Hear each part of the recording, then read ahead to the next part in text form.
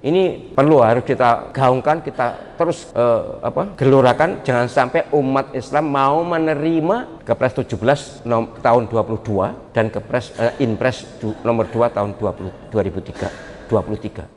Saya sama dengan para kiai sangat tidak setuju, sangat menentang. Sangat. Walaupun ini keputusan presiden, oke lah, terserah presiden. Tapi kami para ulama sepakat kompak bahwa ini adalah kesalahan fatal. Bukan hanya ulama Jawa Timur, seluruh Indonesia kok. Saya sudah komunikasi dengan para ulama, apalagi para jenderal. Sama. Kalau PKI dikatakan korban, maka pelakunya siapa?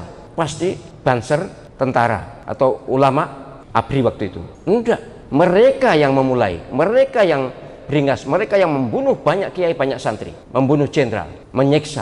Kalau penjelasan melihat deskripsi atau gambaran betapa kekejaman mereka, Allah Akbar. Saya sudah berumur 11 tahun, saya tahu ayah saya sebagai komandan Banser, saya tahu bagaimana beringasnya mereka ketika masih awal-awal.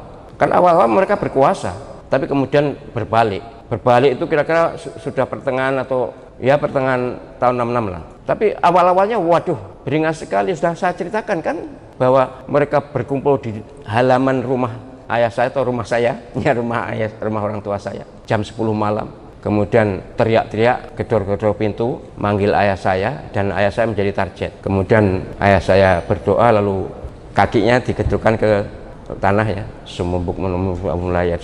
Ingat saya begitu yang dibaca. Ibu sudah menangis ya, ibu saya menangis karena ya namanya perempuan ya. Tapi ayah saya tegar aja, kemudian keluar. Saya melihat dari lubang kunci pintu itu jelas celurit itu berkilauan karena batang bulan. Pasti mati ayah saya. Ya tapi saya masih kecil ya sudah ya, saya alhamdulillah tidak nangis ya. Tapi hampir pastilah ayah saya kena target. Tapi begitu ayah saya keluar, mereka buyar, takut. Itu sama persis dengan apa yang saya alami di depan rumah ini ketika Petrus dulu. Mereka sekitar 20 orang. Wah, teriak-teriak, ketika saya keluar mereka juga tak lari. Persis itu ceritanya. Tapi maksud saya bukan itu. Maksud saya bahwa pelaku utama yang memulai adalah PKI. Dan Kepres ini salah. Biar presiden adalah manusia, tetap salah. Ini sudah kami lakukan protes dan kita sampaikan ke MPR. Moga-moga nanti mendapatkan respon. Apapun sejarah tidak bisa diputar balik bahwa PKI adalah penyebab 48 maupun 65 pelaku. Jika mereka sekarang lalu diakui sebagai korban, ini memang mendapatkan kompensasi miliaran itu, bahkan triliunan kompensasi untuk sekolah gratis dan sebagainya keturunan PKI. Ya sudahlah, memang ini yang terjadi. Jadi Kepres 17 dan Inpres nomor 2 ini tahun 22 dan tahun 23 itu intinya memfasilitasi anak keturunan PKI untuk mendapatkan kompensasi dan diakui sebagai korban. Itu yang menyakitkan. Ini kami oleh karena itu menghimbau kepada semuanya, para ulama, para pimpinan militer harus protes. Dan ini melalui video ini juga saya sampaikan protes soal bagaimana respon mereka. Terserah, yang penting sudah bersuara. Kami sudah bersuara. Dan ini bukan satu orang, ribuan bahkan ratusan ribu orang. Kemarin ya saya yakin di video sudah ada kok, penjelasan tahu kan. Kami para ulama dan para pimpinan militer, petinggi militer tidak ada yang setuju dengan ini. Cuma yang sedang menjabat mungkin memang ada pertimbangan lain ya.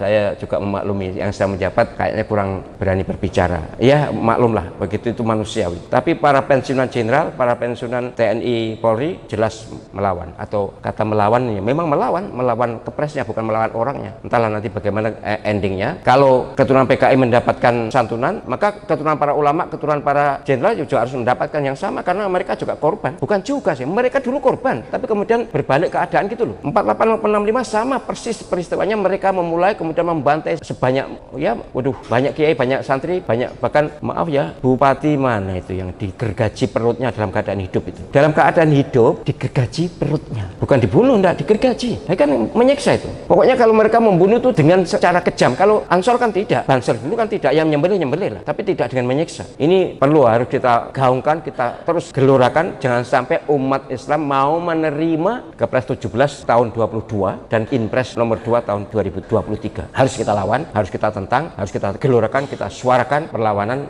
penentangan kita.